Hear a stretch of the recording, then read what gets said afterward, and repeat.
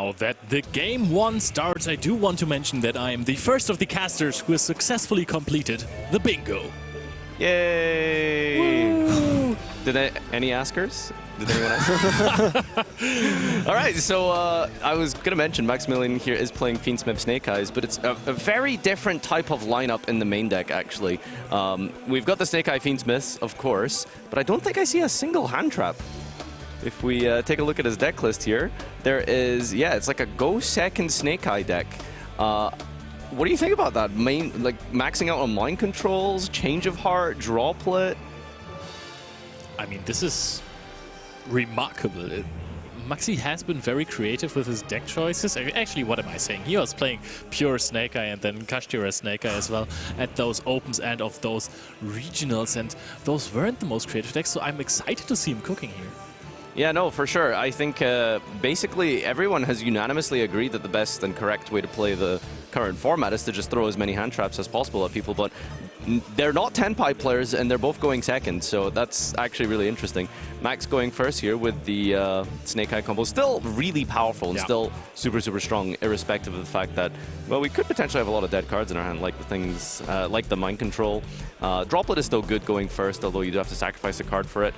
Although Snake Eyes, not very famous for lacking in card advantage, so that should be not an issue. We also see that he's got, it's funny, he's opened both of them actually, Droplet and Talents in the hand, and we know that Talents is not going to be live for this one.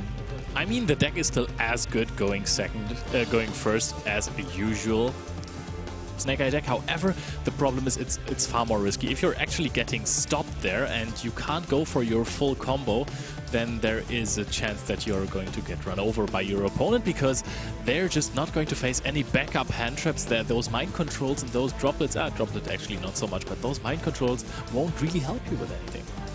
Talking a little bit about what Dinh-Kha is playing here, you might be blinking very furiously right now as you see if that is the correct deck on screen. He is indeed playing Magical Musketeer, a go second Magical Musketeer deck. Well, listen, if everyone is going to be throwing a bunch of hand traps and trying their hardest to win the dice roll, just one-up them and play a go second deck. Magical Musket is a deck, for those of you who are unfamiliar, it's one of like the sort of semi-original zone-reliant decks per se.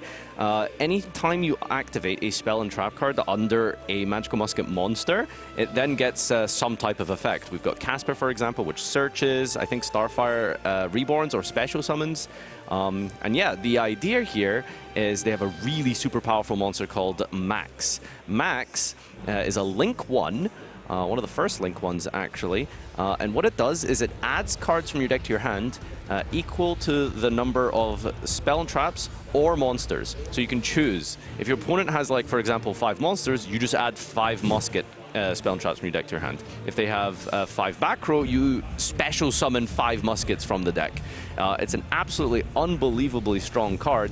Will it resolve? I mean, that's kind of the issue in modern Yu-Gi-Oh, right? Like, can you actually resolve that card? But there's a really interesting spell card he plays to help him go into a Link 1. Do you know what it is?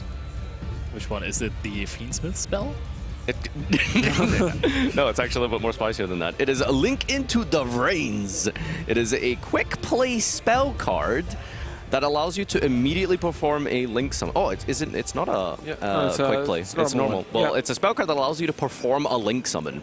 And basically just lets you immediately go into the Max as well.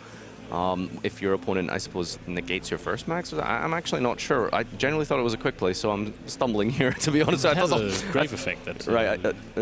Oh, is it a quick play grave effect? For Link monsters you control is destroyed by battle or card effect while this card is in your GUI. You can banish this card, add 1 monster from your GUI to your hand with the same original type as one of those destroyed monsters. That's definitely not the relevant part of it, actually. It is the main spell effect. We'll see if it actually comes down in this matchup. You know, there is no real way to search it. But yeah, it's a powerful way to get a Link 1 monster onto the field again. I think it... Oh, I know what it is. It's special summons from the hand and then performs a Link summon, right? Yeah, that's what it is. Yeah, I'm sure there was a good logical reason for it. But there's also Fiendsmith Sanct, a card that Dinh-Kha is running, which also helps you get into a Link 1. By the way, also all of these Magical Musketeers, they are light fiends. Yeah, I mean, it's almost as if like the Fiendsmith cards were designed for a lot of decks, actually, to help and assist them into doing combos, but very synergistic, specifically in Magical Muskets, one of the few light fiend decks in the game, except, of course, you know, Fabled. And now you can know that Maxi knows what he's up against, that Maxi knows what he has to do here. He's sending the Black Gold last with the Foolish Burial Goods. He has the Nightmare Phoenix co-linked to the Appaloosa, so it can't be destroyed by battle. And also, I really like the way he played his combo out, because he knew he wasn't going to face a Nibiru, the Primal Being.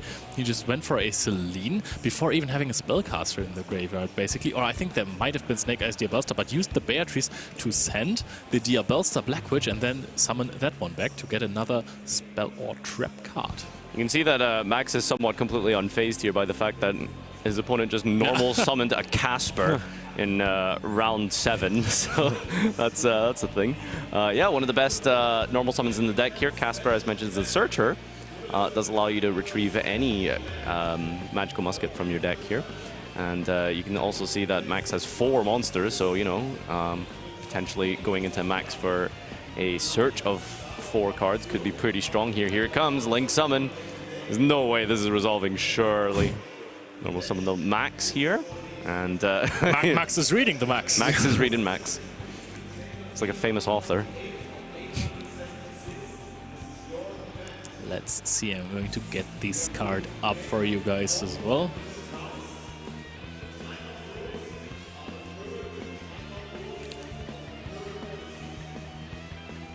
Yeah, so first turn combo here set up by Max here. It's pretty much the full combo. We're missing a Desiree, which I think I'm a little bit surprised by. Oh, that's Last Stand! Wow. Oh, wow! That's specifically a spell and trap negate. Yep, okay, it's so a counter trap as well. Yeah, so this is actually really huge here. So Max opted to use Droplet on the Max instead. Yeah, that sounds weird. He opted to use Droplet on the Max because I think he probably wants to try play around things like talents, but that made him susceptible to the Last Stand. So now the Appaloosa doesn't get any value here, and he is just going to special summon 4 muskets from the deck here. I think he's only going to special summon 2 because he's already put the Last Stand into the graveyard. That looks like it's only going to be 2. No, I guess it's up to the number of, so I mean, I guess he just doesn't want to summon any more. Probably, maybe doesn't play like a high number count of them. Okay, cool. Well, I mean, these are the best ones here, Starfire and Casper. Would it say different names, maybe? It could be, yeah. Yeah, maybe he's not playing that many different cards. Yeah, his With only different names, yeah. Ah, yeah. right. So does that mean we drew Doc? I think he did. Yeah, he does play 1 Magical Musketeer Doc. It must be in the hand then. All right. Well, just 2 here, and we'll see what this deck can actually do going second. I mean, he is willingly opting to go second, so must be a reason for that. I mean, this deck has always been kind of a going second deck, because when your opponent is playing some back row cards, you can actually play the cards into the columns of the back row cards and then try to force an activation there to profit off of your opponent's spell or trap cards. But that did not happen here. I actually wonder why it wasn't summoned into the column of Droplet. The first one, but I mean, it's because it's activation, right? You have to activate it into the column. Oh, yeah, not that it resolves in the column. That's why. Yeah, very cool. There's a Requiem being summoned with just 1 monster. Typically, you usually do it with a Fabled Luri, don't you? But here is just a Light Fiend being used, and that is Max here, linked off for the Requiem. And it looks like Appaloosa is negating the quick effect of the Tribute for the Requiem. And at least attempting, you know? I'm not too sure if it is going to resolve. There's plenty of good Magical Musketeer cards. Yeah, I mean, there's like Cross Domination. It's a in-theme quick play spell and trap. There's Droplet we're going to use here into the column of Casper. That's going to net another card after this as well. And I think Dinh-Kha Bui is just thinking about how many do we discard here. Yeah. I mean, the question is, what else does he have in hand? How much value can these cards provide at all? I mean, the most important thing is that he, in the end, gets 1 more card that he can activate into the Starfire column. I'm genuinely curious to see how a typical... Okay, 2 of them. A talent? A talent. That's wow, going to feel... Got rid of the talent. And the last card in hand is not the Doc. I think it's another spell. It's another spell, and I think it might be talent then. All right. Well, I suppose we just chose not to summon Doc with the Max. Be curious to find out why afterwards. But yeah, Droplet coming down here, sending 2 spells, by the way, not monsters. So we can actually respond with a monster and a trap card here. Change the Black Goat Laughs declaring the name of Casper, I believe, there. Yeah. You can chain the Flambird here, however, then the IP is just going to get negated. Chaining Beatrice as well in the process on this same chain.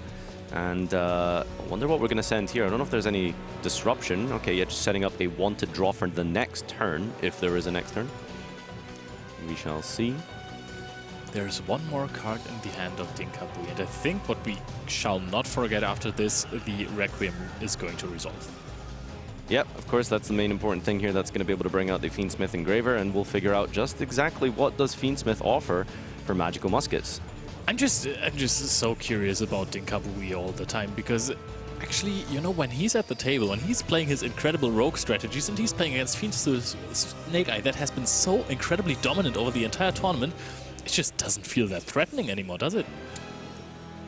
Well, yeah. A seasoned player and well-versed in the game, and no stranger to pressure or awkward situations. I think he's been one of the best deck builders of the last years, by far.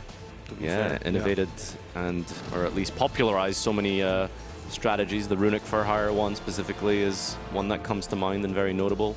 Even his Labyrinth deck opted to play very unorthodox card choices. And here's Masquerena on the new chain here being summoned off of the Temple or the Flamberge. I'm not too sure which one. The droplet did resolve for 2, so I assume that definitely hit at least Apollosa. And then on resolution, potentially the Phoenix to stop the battle protection. I mean, or the maybe just the Apollosa is Flamberge. negated, so I don't think that that is... It's the most important thing. All right, on the new chain here, we're going to summon out the Little Knight using the Flamberge's materials. We get to special summon back 2 bodies here. You know what would go really hard? Silent Graveyard. That is true. Poplar is going to be summoned now. I think Snake Eye Ash is also going to join in there. Or Oak to add back the Ash from the graveyard to the hand, because that is also possible. And I think SP Little Knight is also kind of strong there, because you could chain SP to a spell card that is activated in the zone of Starfire and then take Starfire out. And I don't know how that resolves then. Can it actually still activate? Good question. You can have a read of that. But yeah, SP Little Knight still a powerful disruption remaining here. When another card is activated, we can remove 2 bodies from the field. I assume we went through Princess at some point. I was kind of fixated on talking about how cool muskets were for that turn 1, but I assume there's also still a Princess disruption here. And there it is, the last talent. We were surprised that a talent is being discarded, but that just had to mean that there is yet another triple tactic talent, and SP Little Knight indeed is being chained to it. Definitely a talents for a draw or a steal. Just curious to see which one it will be here. It looks like he is drawing, actually. Yeah, so the Starfire will be banished temporarily, and it does still need to remain on the field in order to resolve, so it will not be special summoning a monster from the deck. Yeah, 2 more cards in hand here. I'm really curious what it is that you can have in this situation. Oh, Dinh-Kha, what can you pull out of your sleeve one last time in this duel? Because otherwise it is looking kind of grim here. 2 cards in hand, a Caspar on the field that has already used its effect. And there's a pretty big field on the side of Maximilian. However, these cards don't really do too much anymore. There's also 2 cards in hand left. I think Dinh-Kha at this point knows that this is a going second power spell variant of the Snake Eyes Fiendsmith deck. And if you find anything to play with, this is the time, but this looks like a set card, and this might be a pass here. Maximilian might have... Oh, Shavara is being activated. That is a fascinating option. All right. What? Destroying the set call by. We're going to special summon Shavara. And, I mean, do we play Yama? We do. We play Yama. We play Soul of Anguish. There is a small Unchained package in the extra deck. There's also Soul of Rage as well. Yeah, there was the Princess Resolution here on Special Summon Shavar. We're going to destroy. And Dinh-Kha picks up his cards, and that is it for game number 1. Magical Muskets not being able to beat what is a fairly standard end field of Snake Eye. Yep, there wasn't even a backup hand trap or anything else. It was just not possible. He even had the droplet, the additional cards. It looked so good after this. What was the name of the counter trap again? Last Stand? Last Stand. Yeah, this was phenomenal. Special summoning out 2 monsters, not getting to summon out 3. But I mean, Snake Eye Fiendsmith, it prevails. No, I mean, like, we thought that with the last 10, maybe he had a chance to come back into this, especially because, like, Max Hands was okay, I guess. Nothing standard, yeah. right? And which kind of begs the question, if you can't beat a standard Snake Eye Enfield with Magical Musket going second, it's a strange choice. I think, are you more surprised that it lost a game like this in which he could have, you know, like, maybe fight back, or that he let it go first? That's the point, right? He clearly has designed and built his deck to go second, so there has to be reason for it.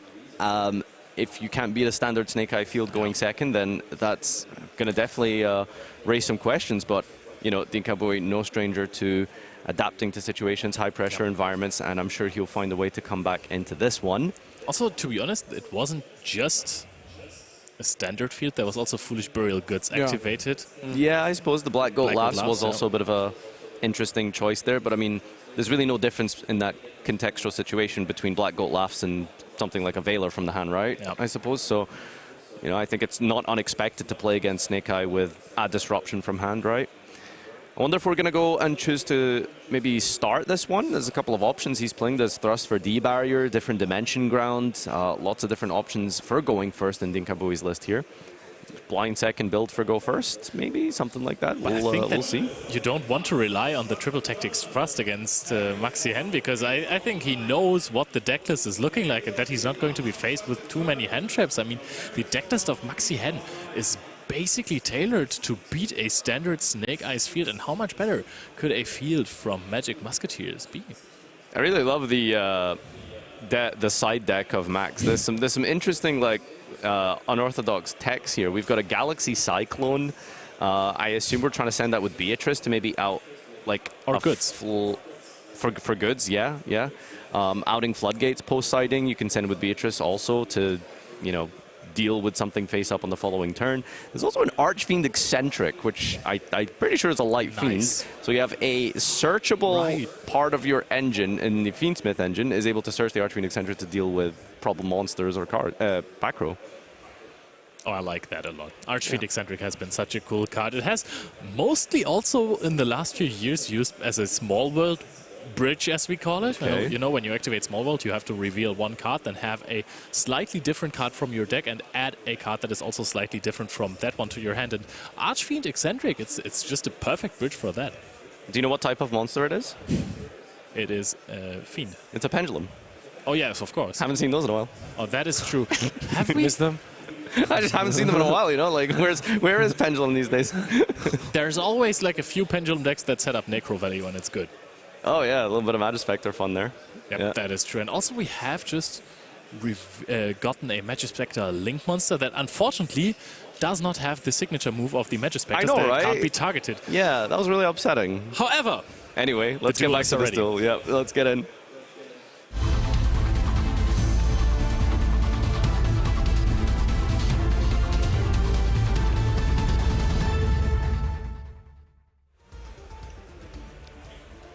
I just love how packed this venue is with people who want to watch the featured match from basically round one. So many people were watching and supporting their favorite players. Hi. And you know what I love is the way that... Wait, what? Did Dinh-Kha Bui decide to start and Maxi just went normal summon Snake Eye Ash? What kind of procedural error do you think that comes under? Force of habit, I want to say. I will willingly choose to go first, no matter what. Okay, so... Post side, Dinh-Kha Bui's plan against Snake Eye is to go first. That's fair. We're going to go Foolish Burial Goods, sending the Black Goat Laughs under the column of Starfire. Starfire then going to activate its effect to special summon from the deck, probably get a Casper. Casper in defense in another column here. I wonder if there's like logic behind the column placement of your muskets. I'm not sure about that, but yeah, there is a new... there's a Link 1 being activated, being summoned here into Max. Oh, no, of course not. Why would we do that going first? It is Requiem. Time to get into the Engraver engine. And as we know, Max does not play any hand traps. So we'll see how those go second cards end up playing out here. Gotta be honest, I think we can peek a little bit into the hand of Max, and this is looking strong. I saw one card. Well, he showed us one card. Yeah, I saw that card, yeah. No, I see more than one. No, we see everything. I think it's going to be a little bit scary, I think, for Dinh-Kha's going first here, but we'll see what he can come up with. So Maxi is just chilling right now. Now we're summoning Max against Maxi. I mean, you said it first. Why would you do it going first? I also don't know. But can you actually do something else other than profiting off of the cards that your opponent has on the field? Because no, Max doesn't do anything going first. So amazing. There'll be a reason for it, of course. It's a Light Fiend? It is a Light Fiend. Gonna use it as Link fodder here. Okay. That's gonna be Sequence most likely. Oh, okay. Yama. We're spicing things up here on the Dinh-Kha Bui side. All right. He's probably going to be able to search for Shavara. No, he's not going to search Shavara. Have we sighted it out? Did we draw it? Okay. Fiendsmith Engraver plus the Yama going to be linked away here. Surely Sequence, and then we can maybe Yama back and do something with a Soul of Rage, I assume. No, we're going to make Soul of Rage immediately. At which point do we summon Promethean Princess here?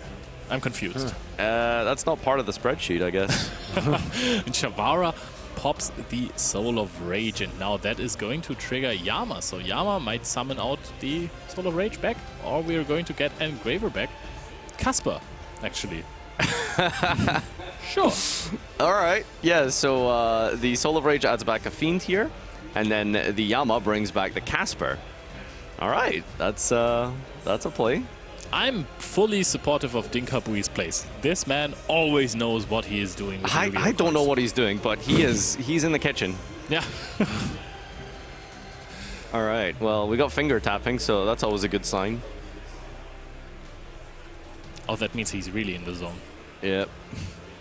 You think finger tapping is just a way to like keep your mind distracted, or are we actually playing through something? No way. I think he also drew the Unchained Trap card. Oh, yeah, that makes sense. That's why he's put it in the graveyard. Yeah, so no real value out of the Sharvara. That's like, what, I suppose like the 2 Garnets of the deck that you would probably best, you'd rather draw, search. So Sharvara and the Unchained Abomination, I think it's called, the Reborn. It's the Chamber, yeah, so there's Escape and Chamber. Tracked in the zone of Casper here, so new chain, we get to go Luri and Casper, get a search and a revive. Fantastic. We haven't used this Casper, I believe, right? No, there it is. Go and go for the search here. Would have really confused me if we had used the Casper earlier and then rebonded with Yama just to have it there. I don't think that's always the play. Luri is going to come back. We've also went through Requiem. We search for the last stand now again. Yeah, remember this is the counter trap that can be used going first and second, as we saw in the last duel, from the hand, just because we control Magical Musket monsters. A Magical Musket. It wouldn't surprise me if Dinh-Kha Bui just came around the corner with a first turn win here, just somehow burning 8k damage out of nowhere. Because this combo looks like it's going nowhere, to be honest.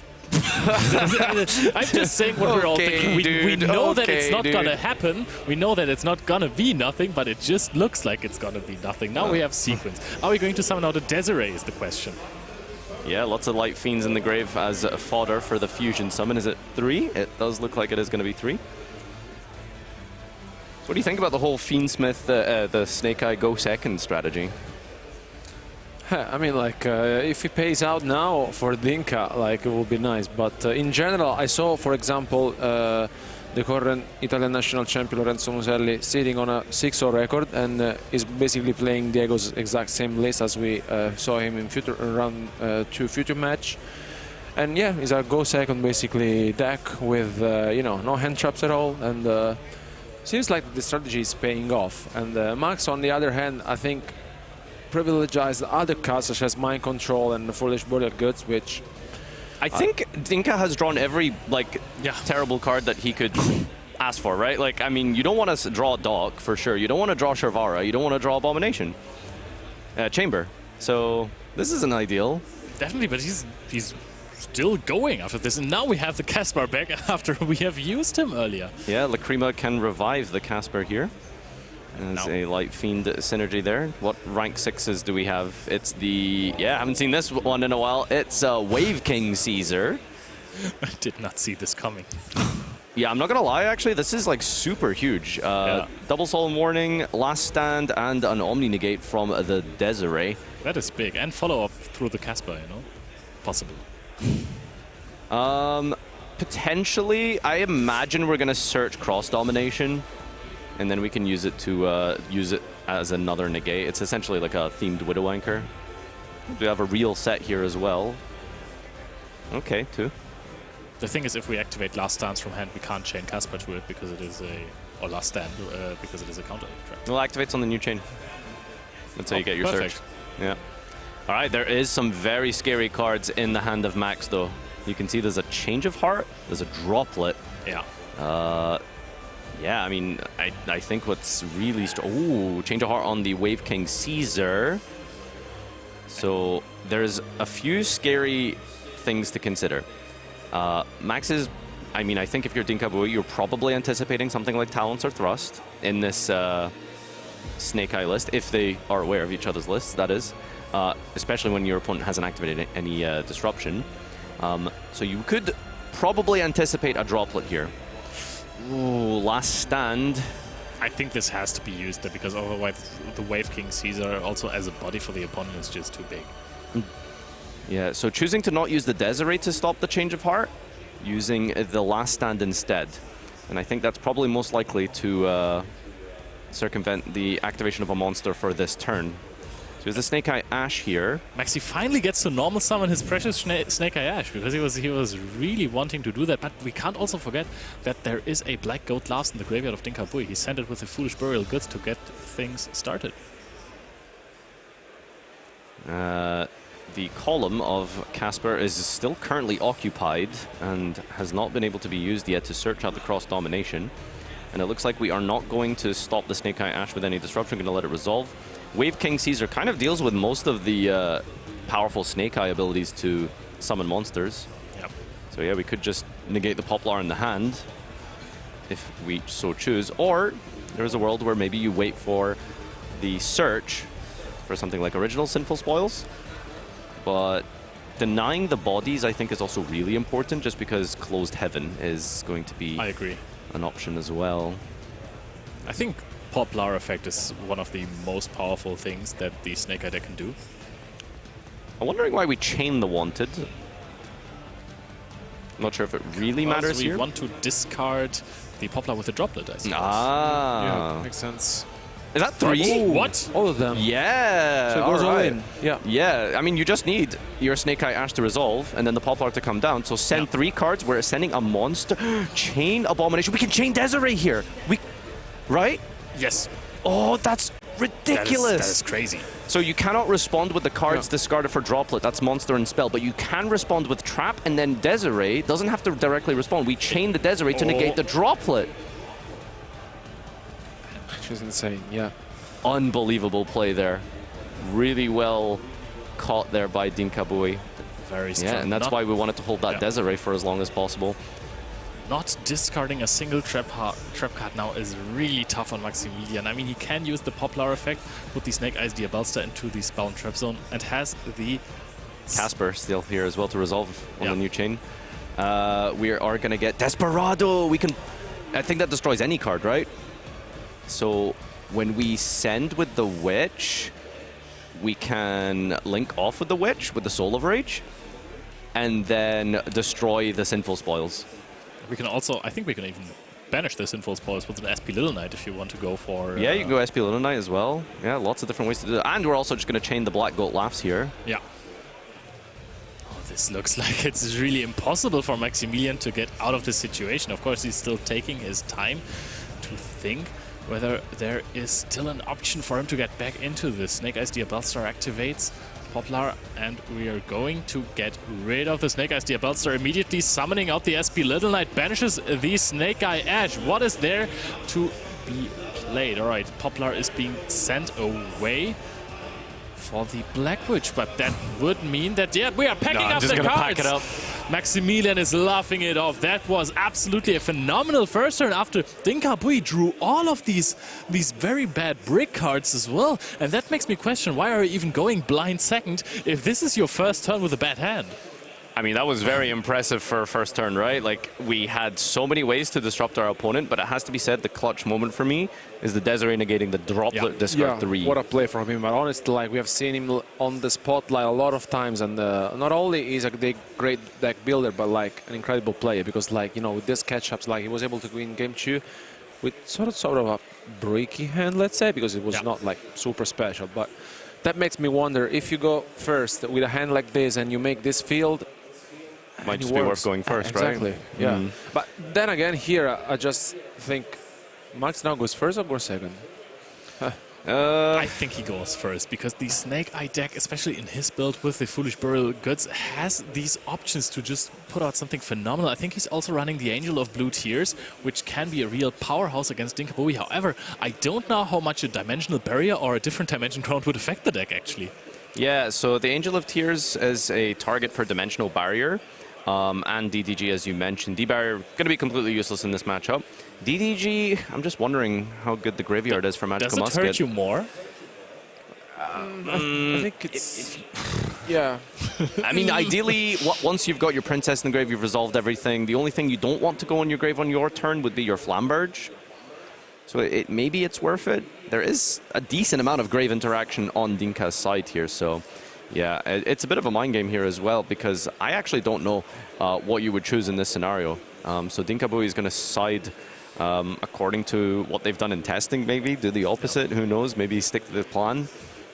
That is also something that gives you a headache if you think about it too much. If you're like 3 ways deep and you're thinking, well, so he let me start the last time, so I'm going to assume that he's going to start this time, but if he assumes that I assume that he assumes, and then you're in this infinite loop of assuming stuff, and in the end they're just going to choose the thing you didn't and then you get a slow play warning for thinking so long. Exactly. A slow think warning in this case. Slow think.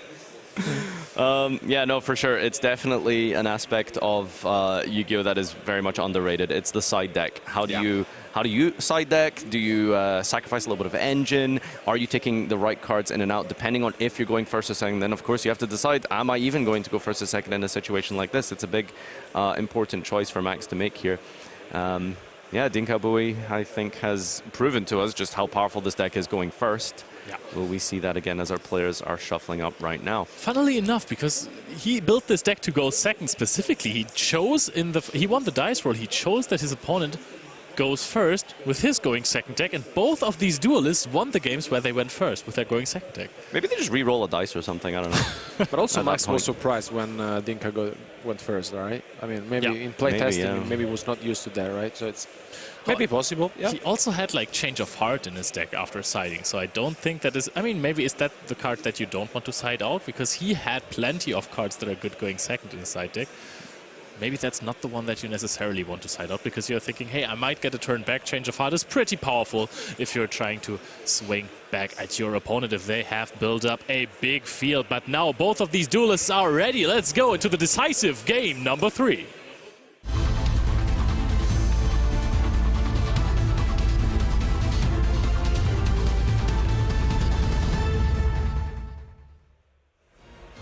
All right, it all comes down to this last and final duel between these two duelists. Still in a very confident position of a 6-0 record, but of course you would like to minimize any sort of losses whatsoever to guarantee and give yourself the best possible chance of earning the points to be able to qualify into the coveted top 64 spot to go. Oh, look at that. And Dinh-Kha is definitely going to go for second. So Max has chose specifically to start this one. And I think that after that very convincing game 1, I don't know if I would disagree with this. Yeah. I think specifically with his side deck, with the Angel of Blue Tears and the different dimension ground, it is worth giving going first a shot again. Also, you still have the chance of a mind game that your opponent decides to go first again. Well, many questions to be asked, and Max is definitely going to have to play. I think he should probably go all in on this combo. Right? I think you should absolutely, go hard. And on the full field that Snake Eye can do with a singular Ash, which should be an Apollousa, a Desiree, the Flambert, the Princess in the graveyard, the Masquerena into SP. So lots of ways to put up multiple disruptions, multi-layered disruptions as well, is the most important thing. Is that we have ways to disrupt from the graveyard, from the field, from the spell and trap zone. And now we know that even if this combo can happen uninterrupted, we know that it takes a little bit of time to play out the full Fiendsmith Snake Eye combo. And we have 11 minutes left on the clock, so you're going to want to deal 1,200 damage with Lacrima.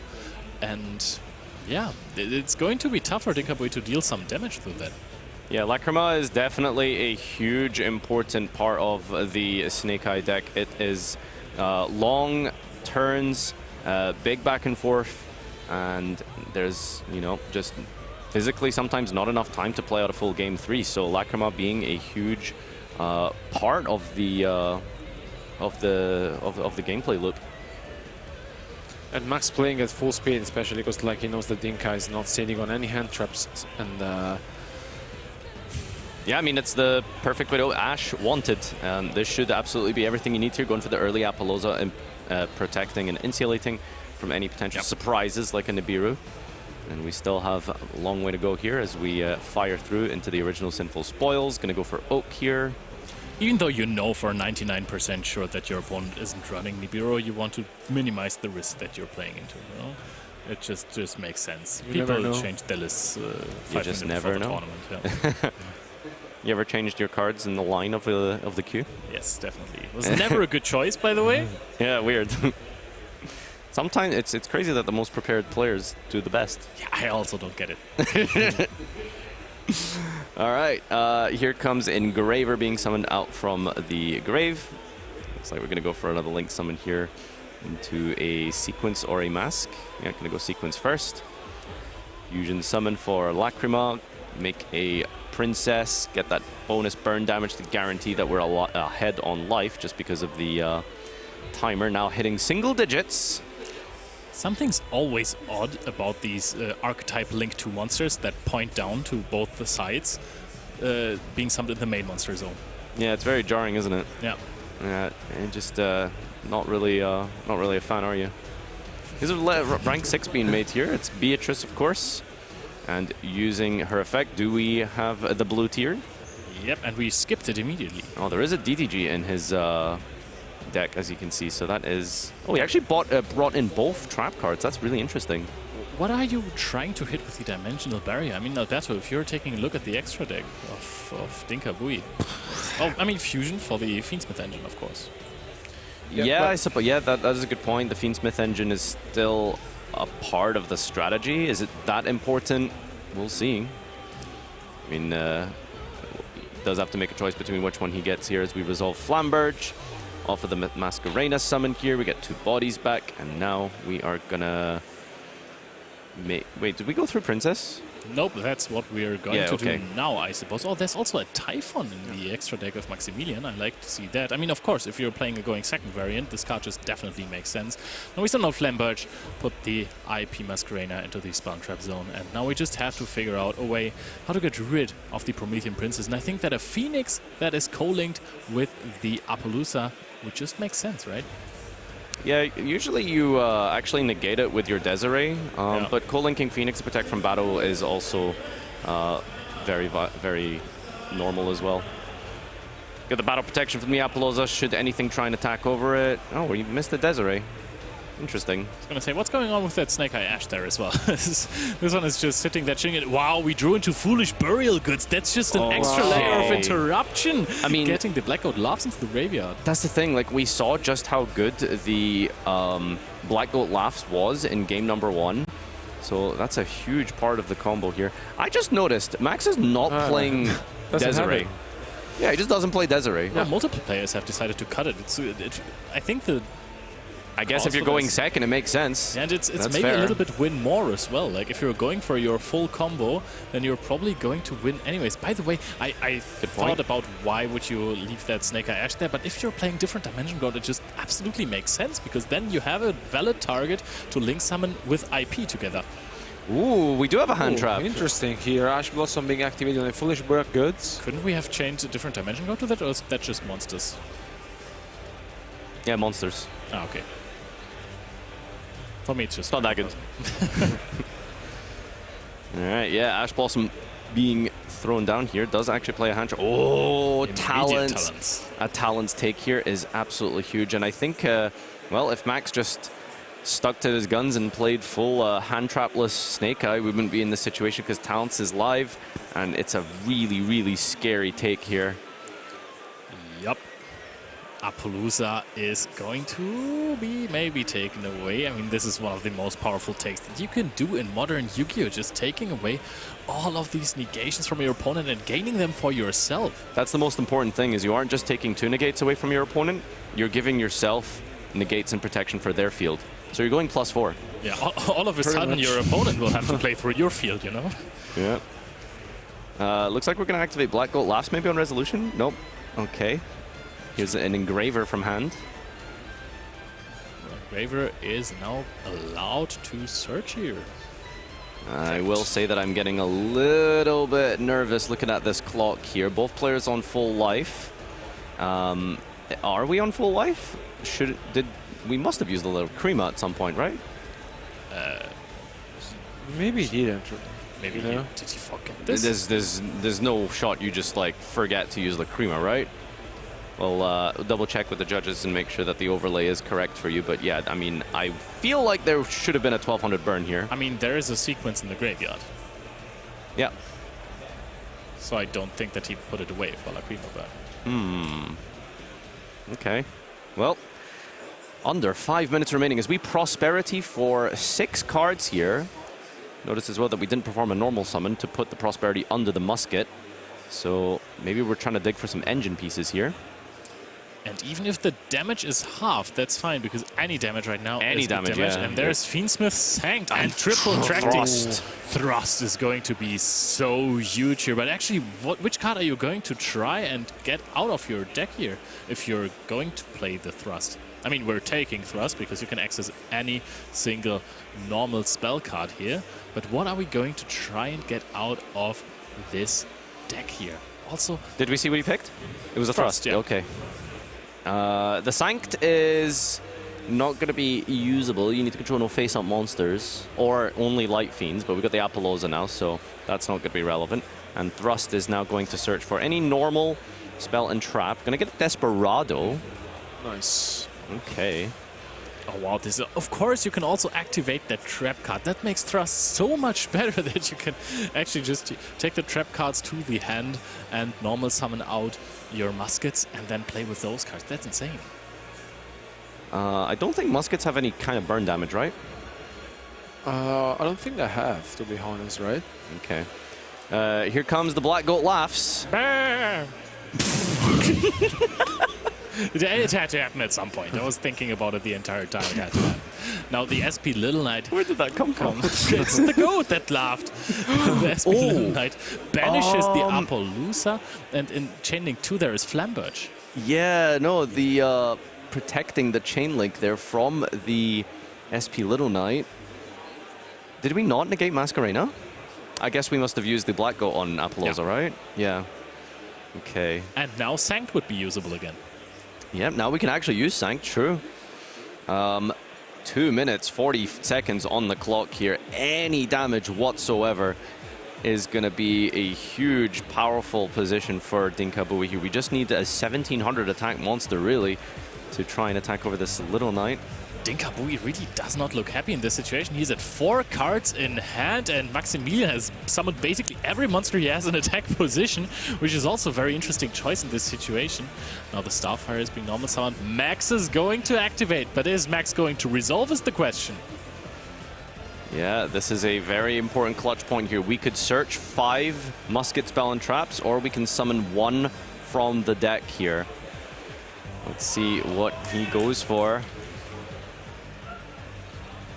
All right, just summoning 1 Casper, it looks like. Less than 2 minutes remaining here. We do have a Desperado in the hand. Oh, no, of course, there's a field spell, so we get 2 monsters. Does that count? It must count, right? I suppose. I mean, yeah, we're summoning the Starfire, so Yeah. seemingly. Yeah, so 2 monsters special summoned from the deck here with the effect of Max. And yeah, we just need to like go into something bigger than 1600. Remember when you asked if the deck has any ways to deal burn damage? Yeah. It's also running the Fiendsmith engine. Okay. All right. There it is. That, of course. It just came to me that this is a pretty convenient way, and now the SP Little Knight activates here. Yeah, okay, SP Little Knight taking the Casper away here. Are we going to chain Desperado? We do not chain Desperado. So banishing them until the end phase here. I don't think we're going to reach that point as there is less than 60 seconds on the clock. Does Dinh-Kha play Typhon? Let me check. Yeah. He does play Typhon. All right. So at any point here, he could just summon Typhon, attack, and then pass. Which is viable. But we need to pay very close attention to the timer here as we get dangerously, dangerously low. So either we commit to the battle phase and go for this Typhon strategy. Problem is that you cannot basically do anything after you've summoned Typhon. So it means we're going to have to, yeah, it looks like Dinh-Kha does appear to be committing to the Lacrima as the win condition here.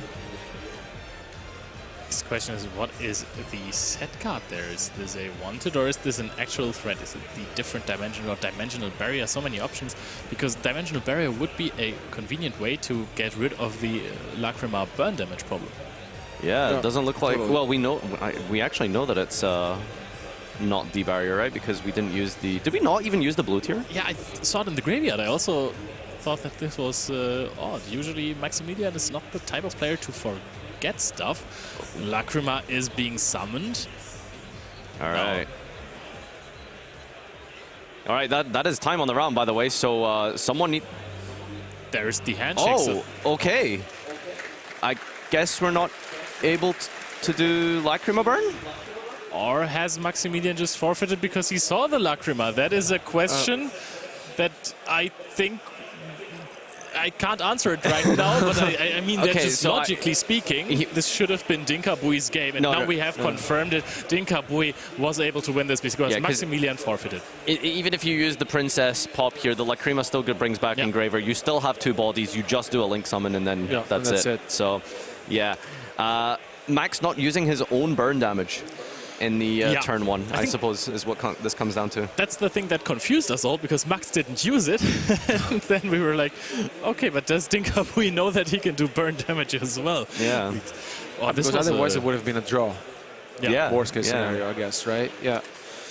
Well, unsurprisingly, I suppose, for some people, Dinh-Kha Bui has managed to cause another incident, taking down the Tier 0 deck, the best deck of the room. Snake Eyes is, wow, I mean, the deck to beat, and he's built it to beat Snake Eye. There it is. Surprising us one again. Yeah, unbelievable.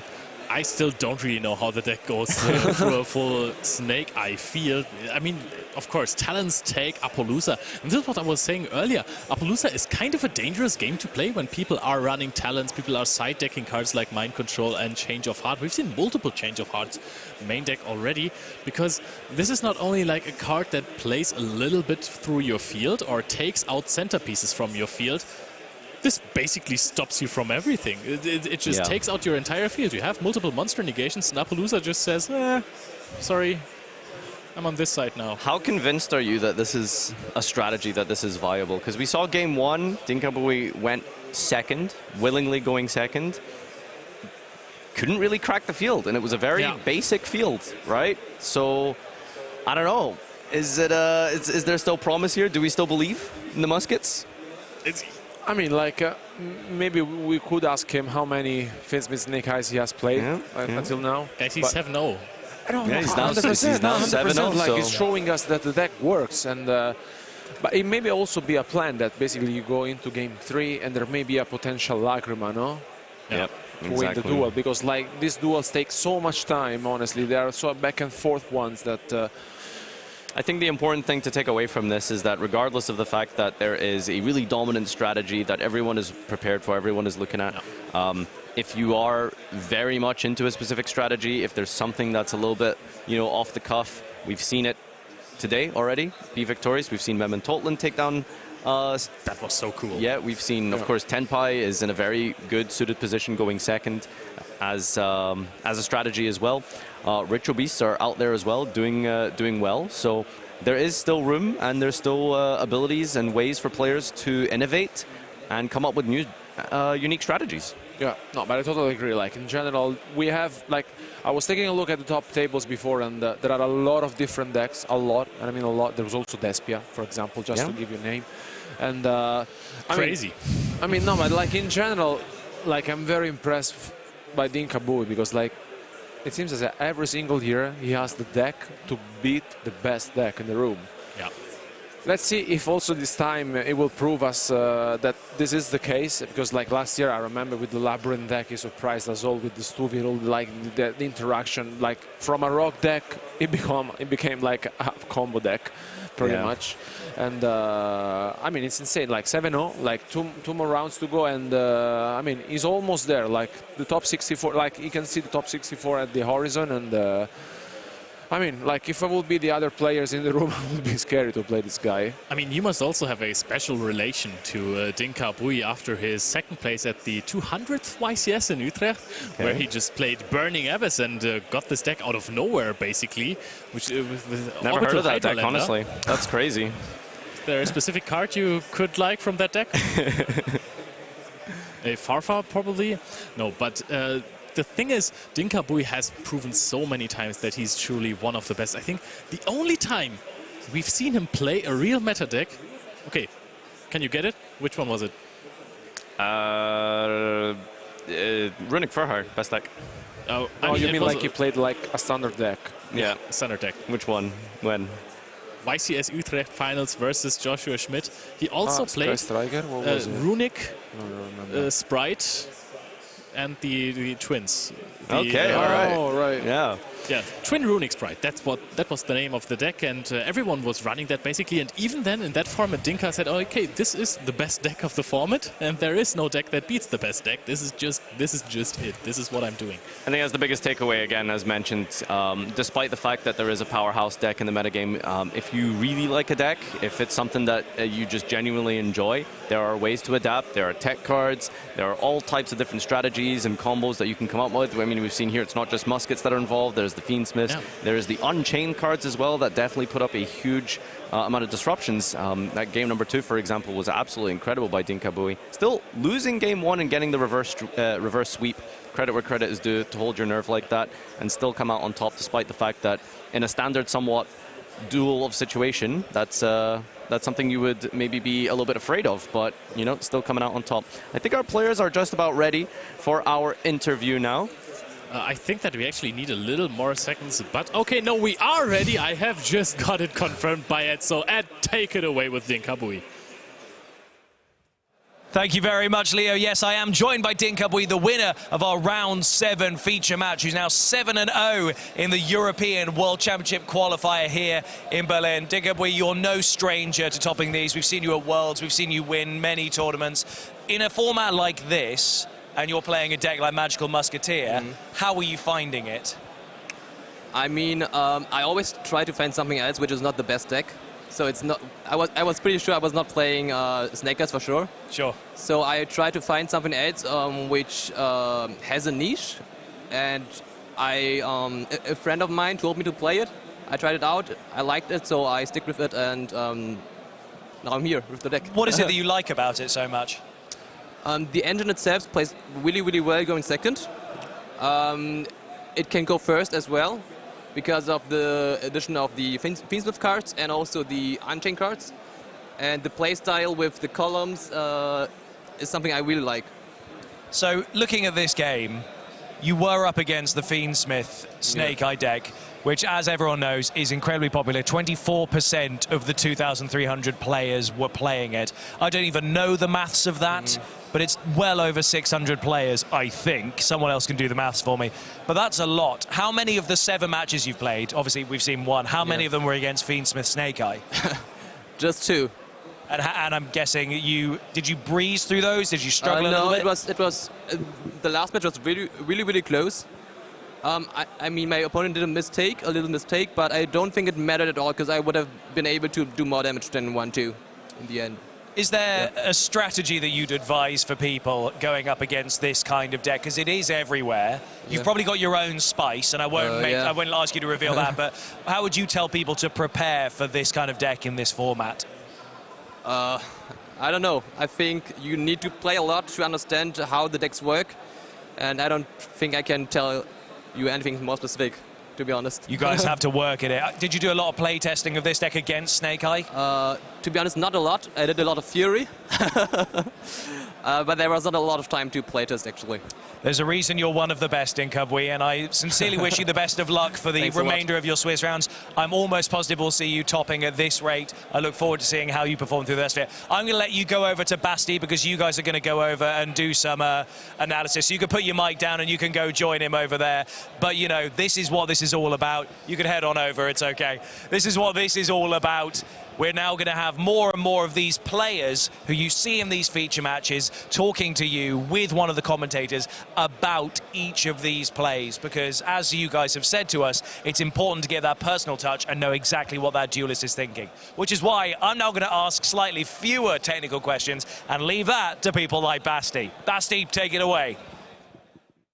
Here we are, joined by, of course, the man of the hour, Dinh-Kha Bui, our winner of the last feature match. And we're now, of course, going to go a little bit more into the detailed analysis of that match. So you played against one of your friends, of course, against the Fiendsmith Snake Eye deck, which is a very popular deck. And I would say let's just go into the first highlight and we can then talk about it, all right? So let's get it up here on screen. First of all, pretty interesting technology in the Fiendsmith Snake Eye deck. Foolish Burial Goods now being included. Do you have a specific reason why this is being played at the moment? I know it's not your deck, but you're probably very aware of what's going on. I mean, Maxi is in my testing circle. Yeah. And Goods is pretty versatile, because it can help you to break boards going second, because you can send going second the Black God Loves. Yeah. But is there any engine you could send with it as well, or is it just for Black God Loves? Yes. If you get hand trapped on Sager's Edge, for example, you can just send original Sympho Spoils. Ooh, okay. So you can link off the Edge into Anima and then use original to get popular, some popular to That's go pretty on. fair, yeah. I like it, I like it. Because it's, in that way, an extender, an interruption, and a board breaker, all in one. With just one card. Even though he's running the Magical Musketeer deck, he also knows what's going on the opponent's side of the field. Next tile that we have going is something more regarding your deck again. So that is now your turn in the first game, and we're going to see you activating a very powerful droplet. Oh wait, no, first of all it's going to be Maximilian activating his droplet. And do you think he played around something specifically here by sending a spell card with that droplet? Because we are going to see it here. Yep. Go ahead, tell me about it. He tried to play around my own droplets, which was correct, I think. Yeah. But luckily for me, I had the one-off counter trap, which was changeable to droplet. And there we go. There's the last stand. That was pretty nice for me. Yeah. But you think that was actually a correct move by him by chaining the droplet there and just using that instead of the Appaloosa? Appaloosa loses to a lot of things. For example, my own droplet, and I also have like the musket spare traps which are out Appaloosa. Yeah, and so therefore you were able to actually resolve your max now, which is of course quite a huge deal and kind of what you want to do with your match in general, with your game plan in general. But there was one problem, because the counter trap destroys the negated card. Ooh, so we only had 2 spare traps on resolution, so I was not able to summon 3 bodies out of max. Yeah. And that was kind of huge, to be honest, but I needed to do that. Yeah, I see. I mean, yeah, of course, you need to get that effect through somehow at all, and therefore I do understand that you needed to negate it. Then, in the end, though, we were moving forward, and then you activated your own copy of the Forbidden Droplet. Let's go ahead and go into that scene, analyzing that a little bit further. That is now the moment you are going to use that, and you actually negated the Appaloosa of your opponent, but they were able to respond to that with the Black God Loves, right? As far as I remember. That was huge for my opponent. The problem is I did not have any proactive spell except for drop in my hand. My hand was 2 droplets, 2 talents. He didn't use any monster effect, so I was not able to activate talents for free. I see. So I needed to do that to negate the Appaloosa. But in the end, that Black God Loves got me on Casper. Honestly, that card is way more popular than I actually expected it for this tournament. You're running it, your opponent was running it, and a lot of the people at the top tables are actually relying on it as well. So then, I think the last hope was one of the talents when you activated that after. What did you draw into with that in the end? One Shavara and Called by the Grave.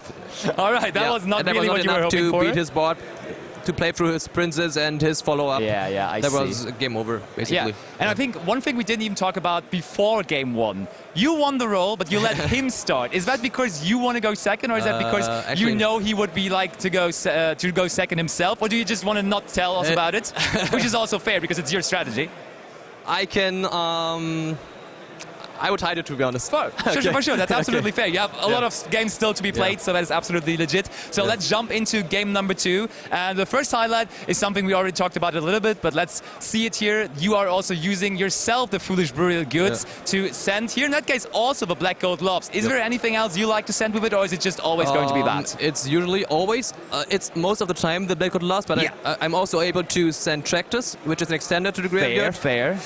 Or if I need to, I can also send Link into the range to the graveyard to get an additional add-back. If I need to get my trigger on my Musket monsters. True, because that card has a graveyard effect as well, right? To add back. That's pretty smart, actually. True. Then with the next highlight, we're going to go in and see that you actually had kind of an unfortunate hand game too, right? Because you're about to summon that Yama here, and usually you would like to search out Shavara with that, but you didn't do that because it was in your hand already, correct? Yep. And that was correct. I opened Shavara and the chamber. The chamber was as super unfortunate. I was like, if his hand is really good, I just lose the game. Absolutely, but still, with the next highlight, we're going to see what you ended up creating as a field there in game number 2, going first with your deck there. Desiree, Caesar, also, of course, with Chamber in the graveyard. Was that like your best end field, or is there potentially even more coming? This is like pretty good. I mean, I invested a lot of cards. I didn't get 2 cards for free, like the Shavara and the Chamber on the way. True. But basically, this is the best endboard you can have. Absolutely. Engine-wise, Yeah, and I mean, one of the most powerful cards to overcome that technically could be Forbidden Droplet, but as we see in that highlight with the next clip, you had a pretty good way to play around that Forbidden Droplet as well, because Maximilian just had to commit all of his cards into Forbidden Droplet. We see there is the Poplar. You want to negate that with the Caesar, and then your opponent pretty quickly, I think when he activated that, it was already certain that he's going to chain the Forbidden Droplet as well. It was obvious, and then he just, I think, dumped the entire hand as well alongside it. And when he did that, you probably knew that that was your game to win, right? Except he's sending 1 trap, but that was unlikely. That could only be that Black Gold Lobs, right? Black Gold would have been insane. Yeah. Is he leaving that in going second specifically for that purpose, maybe? I think so. I think he keeps in the goods and also the Black Gold, especially if he doesn't know if I want to go first or second game 2. Yeah. Because goods is good in either way. Yeah, that's absolutely fair. Then game number 3. Actually, your opponent chose to go first there, and we were a little bit surprised, or I was a bit surprised, because he didn't get to Lacrima on that turn, right? So he didn't get to use the effect to use and do some damage on you. Do you have any explanation for that? There was a little misstep. He thought he would. He declared the effect, but he did not, and then the judge told him he didn't do that. So yeah. All right. So we're going to see what it. Besides that ended up, that is his end field, and you then immediately activated the Foolish Burial Goods, which we were so afraid of. So you used Ash Blossom and Joy Spring on it, and you had the triple tactic talents to immediately answer that. Did you consider taking any of the other monsters, or is it always going to be Appaloosa? No, to be honest, I considered to take the Flame Birch. Yeah. To attack over Appaloosa first. Fair. Because it's just 1 for damage for free. True. But I was afraid of droplets. If I attack with Flame Birch into Appaloosa, he droplets, I'd lose on the spot. Absolutely. Yeah, that's why I took the Appaloosa. And not the Flame Birch. Yeah, and I mean, you have kind of a safe plan still with the Lacrima to somehow get to that damage to then win, because as we can see, time is running lower and lower up and that from that point on. So you were getting to that position where Lacrima became more and more important, of course, to you as well. Next highlight then, we see how finally that Black Gold Lobs is being used, as he was using it on his own original Appaloosa to negate that. Do you think that was a smart play by him? Because he like just invested all of his interruptions into his own card, kind of, right? He needed to. Because otherwise, I just summon a Musket monster and pop the IP, and then it's game over. Oh, that's true. So that was definitely very, very smart. And then I think the key point where you were kind of winning Ben from there on is the last highlight we have from that match, where you were able to summon out V Max, your most powerful Link 1 monster, and they had no response to it, and therefore you could just resolve that, yes. getting enough monsters onto the field to then keep on Link summoning, right? Yeah, that Max was pretty safe, because even if he has droplets or Imprim set, I can just chain my Desperado to pop my own monster to get 2 more bites on field to get to Lacrima in the end. All right. So, to be fair, that was very, very, very creative, very unexpected. You, as always, as per user, showing up with a pretty crazy deck. And how do you feel? Are you just going to qualify for Worlds again as you did last year? I hope so. I will try my best. Let's see. All right, congratulations. Thank you for watching our analysis here. I hope you guys like that piece of content. I'm going to throw you back over to Ed, who has some more to offer for us.